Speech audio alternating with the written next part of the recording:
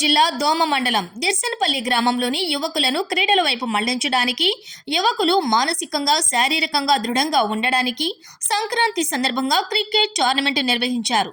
తలారి వెంకటరాములు దిర్సనపల్లి గ్రామంలో టీవీఆర్ గారి ఆధ్వర్యంలో క్రికెట్ టోర్నమెంట్ ముగింపు కార్యక్రమంలో విజేతలకు బహుమతులను మరియు నగదును అందించిన టి వెంకటరాములు. ఈ కార్యక్రమంలో గ్రామ పెద్దలు, యువజన నాయకులు, క్రీడాకారులు పాల్గొన్నారు. First prize 2500, second prize 1500, third prize 1000 రూపాయలు. దిర్సనపల్లి గ్రామంలోని యువకులందరూ కూడా కలిసికట్టుగా స్నేహభావంతో మెలగాలని, ఇతర గ్రామాలకు ఆదర్శంగా నిలవాలని టీవీఆర్ తెలిపారు. ఈ కార్యక్రమంలో గ్రామ పెద్దలు, యువకులు, క్రీడాకారులు పాల్గొన్నారు.